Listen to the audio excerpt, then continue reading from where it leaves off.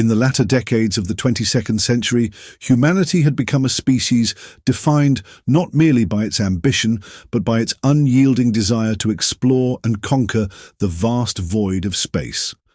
The blue planet Earth, once the singular cradle of civilization, had become a bustling memory as generations took to the stars.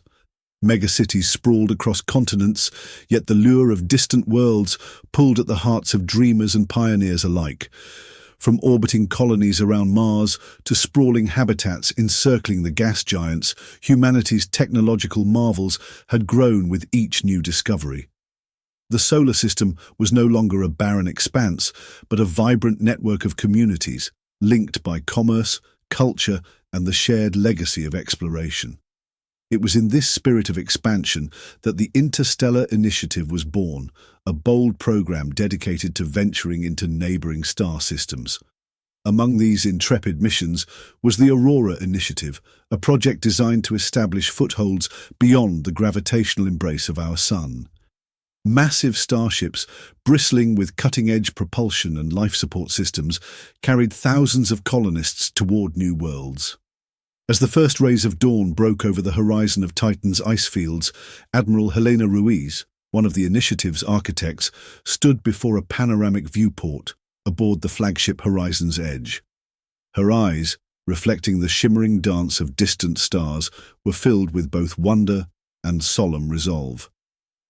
"We are on the brink of a new era," she declared to the assembly of officers and scientists clustered around her. "Today, we honor the spirit of discovery that has carried us this far. Tomorrow, we write our destiny among the stars." Her words resonated across the fleet and among the hearts of millions back on Earth, where families and communities alike watched the live transmissions with hopeful anticipation. It was a time of dreams, of promise, a time when humanity's collective gaze was lifted skyward, toward a future painted with infinite possibility. Far beyond the familiar constellations of the inner solar system, on the rim of charted space, lay Aurora Outpost 7, a colony established on a pale blue world orbiting the star Helios 9. Here, the frontier was as unforgiving as it was beautiful. Lush, bioluminescent flora carpeted the rugged terrain, while towering crystalline spires caught the light of a distant sun in a spectral display. Aurora Outpost 7 was humanity's flag planted on alien soil, a testament to the ingenuity and determination that had propelled us beyond home. Colonist Commander Rhea Alcott, a seasoned explorer with silver-threaded hair and eyes that had seen both triumph and tragedy, paced along the perimeter of the settlement. Each step on the oddly textured ground carried the weight of countless sacrifices made to reach this point. "Every inch of this land is a challenge," she mused softly to herself, the memories of earlier missions swirling in her mind. "But it's ours to claim." Within the fortified dome that housed the colony's administration, a nervous energy stirred among the gathered leaders and engineers. They huddled over holographic displays, mapping out resource nodes, water reservoirs, and the labyrinthine network of life support systems that made the colony habitable. It was a new dawn, a fresh start for humanity on an untouched world. Yet, beneath the optimism lay an undercurrent of uncertainty. Reports from automated scouts hinted at anomalies in the local electromagnetic fields, and sensors registered fleeting pulses of unknown energy. "It's as if the planet itself is trying to speak," whispered Dr. Amara Singh, the colony's lead xenologist, her voice trembling with equal parts excitement and apprehension. For now, these mysteries were mere puzzles in the vast tapestry of the unknown. The colonists believed that every enigma held the promise of new knowledge, a belief that would soon be tested in the most harrowing manner. On a crisp evening beneath Helios 9's dimmed light, the tranquility of Aurora Outpost 7 shattered like fragile glass. Without warning, the colony's sky erupted in chaos, a maelstrom of crimson and violet energy streaking across the heavens. Unidentified vessels, unlike any human design, descended from the void with predatory precision. Commander Alcott's voice rang out over the intercom. "All units, this is not a drill. Defensive protocols, activate now." Panic rippled through the colony as automated turrets, hastily adapted for local defense, pivoted toward the onslaught. In the control room, alarms wailed in a discordant symphony of dread. From a vantage point near the communications hub, Lieutenant Asher Cole peered at the holographic star map as blips of enemy craft converged upon the colony's position. "They came out of nowhere," he murmured, heart pounding in his chest. "Our scanners never detected their approach. It's as if they were cloaked." Within moments, the alien armada unleashed a torrent of energy weaponry. Buildings crumbled under devastating plasma strikes. The once pristine air shimmered with the fury of an onslaught. The colonists, unprepared for a war in the depths of space, found themselves ensnared in a battle they had never imagined possible. Despite desperate attempts to mount a counter-offensive, the attackers were relentless. Commander Alcott rallied her remaining forces with steely determination, coordinating evacuation efforts even as chaos reigned. "Fall back to the central dome," she commanded, her voice laced with both authority and sorrow. "Everyone, follow evacuation routes." In the midst of the pandemonium, Dr. Singh clutched a data pad, recording the unfolding horror. "This is not an act of random aggression," she realized, her eyes scanning the streaming images of destruction. "There's purpose behind this. Someone or something wants us silenced before we can even understand our place in the cosmos." Even as the colony's defenses crumbled, one final act of defiance emerged. With trembling hands, Lieutenant Cole keyed in a distress signal, a frantic, garbled transmission destined for Earth.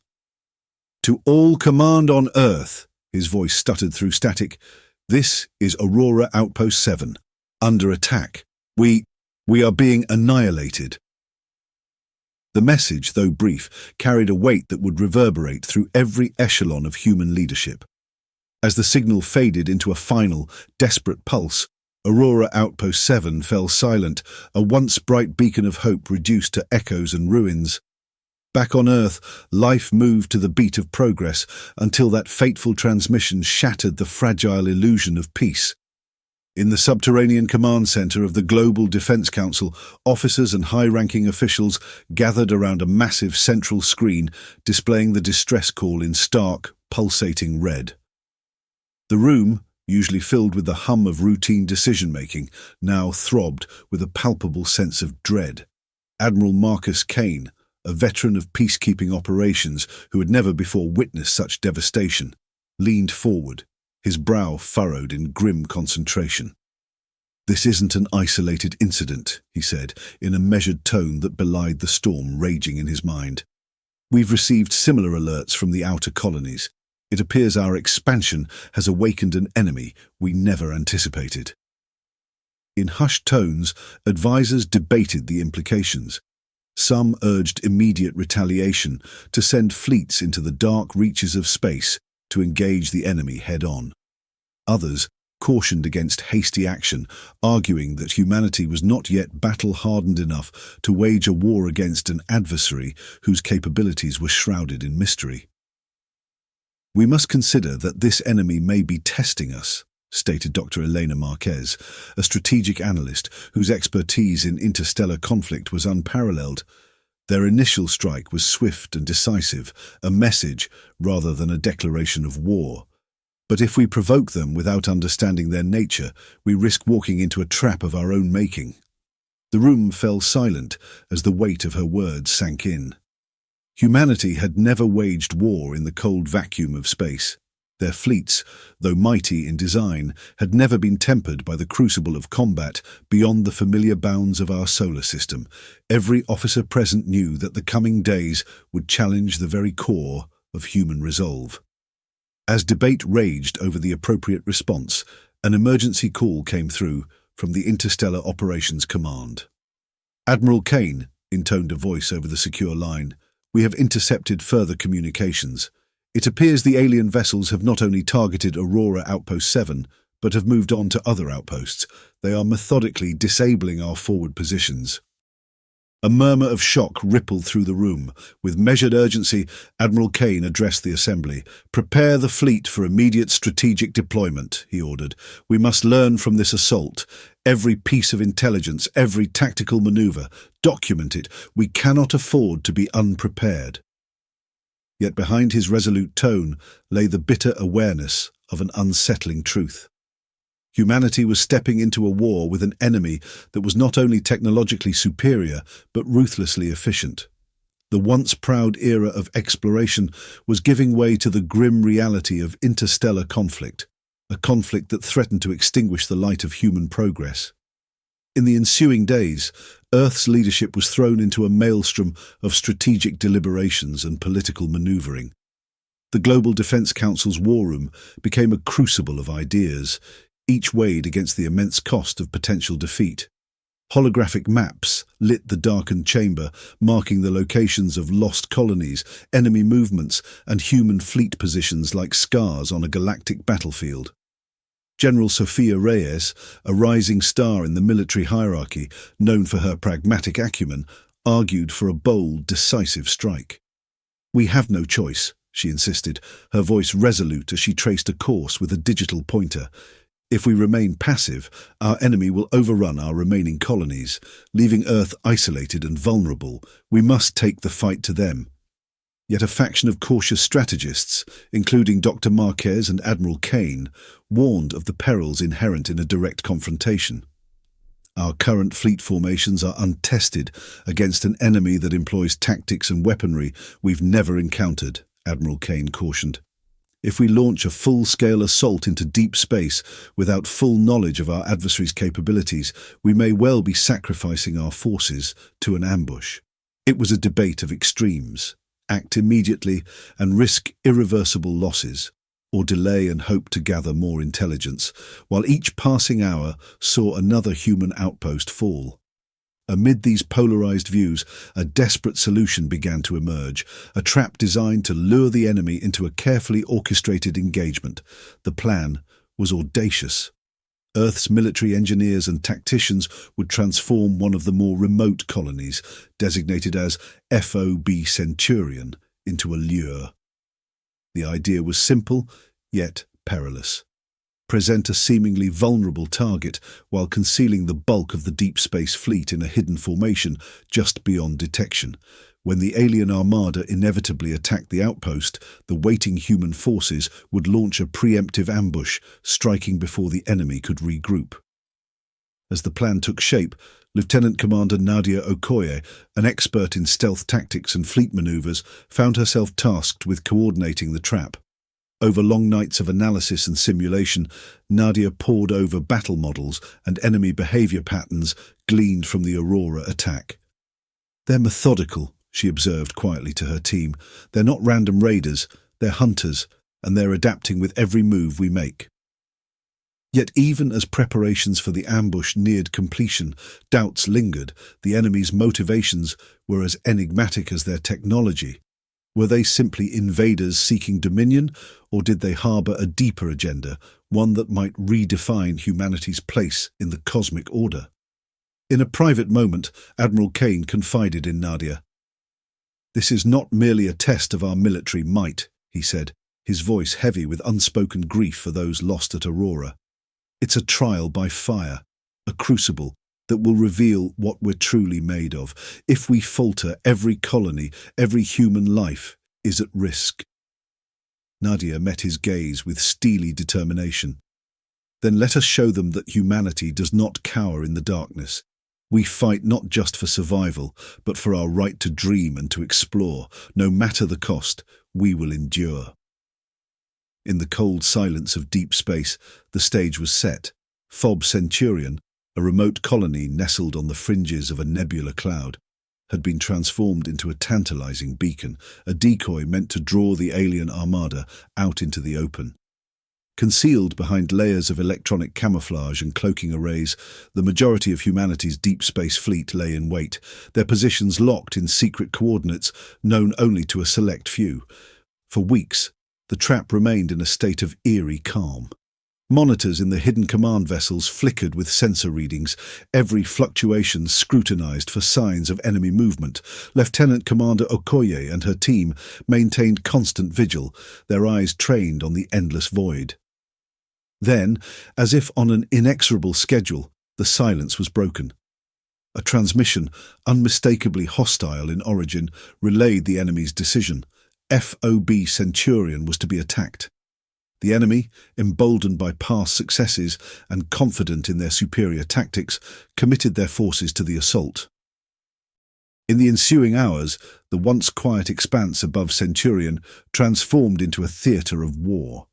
Alien vessels, sleek, angular, and pulsing with an eerie luminescence, descended upon the colony. At first, the human defenders, stationed at the perimeter of Centurion's thin but resilient shield, engaged the attackers with valiant resistance. Automated drones and hastily retrofitted turrets flared to life, spewing energy bolts that streaked through the darkness. From his command post aboard the hidden flagship Nightfall, Admiral Kane observed the battle with a mixture of hope and trepidation. "Now," he murmured, "is the moment that will decide the fate of our outer colonies." At his signal, the concealed fleet surged into action. In a coordinated ballet of precision and ferocity, human warships emerged from their cloaked positions, their artillery trained on the unsuspecting enemy. For a fleeting, brilliant moment, it appeared as though the trap was working. Alien vessels were caught in a crossfire, their formation splintering as human firepower rained down upon them. Just as the momentum of the ambush swelled and the human commanders began to believe that victory might be within reach, a new horror unfolded in the void. In a heartbeat that stretched into an eternity, sensors across the fleet began to blare warnings of an unforeseen presence. A secondary armada, hidden behind a veil of subspace distortions, was converging on the human fleet's position. Panic surged through the command channels. "We're surrounded!" cried Lieutenant Cole, his voice raw with disbelief as he monitored enemy vectors that closed in from every quadrant. The strategic trap, meticulously planned and executed, had been compromised by an enemy maneuver that defied all expectations. Within moments, the celestial battlefield transformed into a nightmarish maelstrom of destruction. Human warships, having just engaged one enemy force, found themselves encircled by a newly revealed contingent. The second armada split into two wings, tightening the noose around the embattled fleet. The counterattack that had seemed so promising now became a desperate fight for survival. Admiral Kane's voice, steady but laced with anguish, cut through the chaos. "All ships, return fire and form a defensive perimeter. Do not let them break through. Hold your positions at all costs." But his orders were met with the grim realization that in the span of mere minutes, the deep space fleet was being torn apart. Explosions rippled through the void as ship after ship succumbed to the relentless barrage, their once proud silhouettes reduced to drifting embers in the darkness. On the bridge of the Nightfall, Nadia's fingers flew over the controls as she attempted to recalibrate the fleet's defenses. "They've outmaneuvered us at every turn," she whispered, her eyes widening at the unfolding carnage. "This isn't a battle we can win, not with our current formations." In a final, horrifying instant, the human counterattack was snuffed out. The Deep Space Fleet, our last line of defense against an enemy whose full strength remained shrouded in mystery, was decimated in a matter of heartbeats. The once unified armada, meant to be the vanguard of humanity's hope, was now a graveyard scattered across the silent void. The aftermath was a scene of apocalyptic desolation. With the annihilation of the Deep Space Fleet, the outer colonies, already battered by earlier assaults, were left virtually undefended. As the shattered remains of human vessels drifted silently, a cold, calculating force began to divide itself into smaller fleets. These splinter groups set course with eerie precision toward the remaining human colonies, their intentions unmistakably clear: to extinguish the spark of humanity wherever it might yet flicker. In the darkened war room on Earth, a heavy silence fell as Admiral Kane and his advisors absorbed the crushing blow. The trap, designed as a beacon of human ingenuity, had backfired in the most catastrophic manner imaginable. "We must regroup," Kane intoned, his voice echoing in the cavernous hall, "but we have lost our deep space fleet. Without it, our outer colonies stand alone. We have to assume the worst. The enemy's true objective is to isolate and annihilate every human foothold beyond our home system." As the Council dispersed into a grim night of recalculations and emergency protocols, one undeniable truth took root in the minds of those who remained. Humanity's era of unchallenged exploration had come to an abrupt, violent end. The cosmic frontier, once a realm of promise and wonder, was now a battleground where survival was the only currency. Outside, in the endless black of space, the alien armadas, each fragment of a larger enigmatic force, slipped silently toward their next targets. In their wake, a vast expanse of silence and ruin bore witness to a devastating message. Humanity, for all its dreams and achievements, was not alone in the universe, and its greatest challenge had only just begun.